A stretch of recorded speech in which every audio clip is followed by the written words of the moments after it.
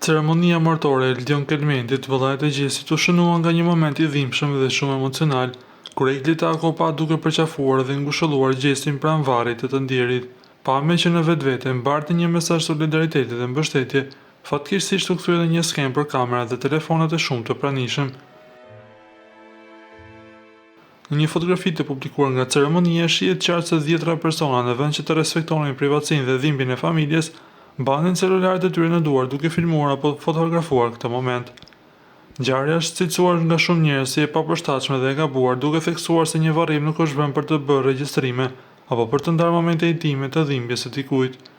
Shumë reagime në rrjetet sociale dënuan këtë sjellje, duke quajtur jo vetëm mungesë respekti për Gjesin dhe familjen Kelmendi, por dhe një tregues shqetësues të mënyrës se si teknologjia shpesh të i kalon ndjeshmërinë njerëzore. Sipas tyre, ngushëllimi i sinqert dhe dhimbja e ndarjes nuk duhet të shndrohen në përmbajtje për publik. Kjo situatë hap sërish debatin mbi etikat e përdorimit të telefonave gjatë ngjarjeve të tilla të ndjeshme. Ceremonia tregoi se për te dhimbjes së madhe të një familjeje, shoqëria shpesh dështon të vendosë kufij mes respektit dhe kuriozitetit.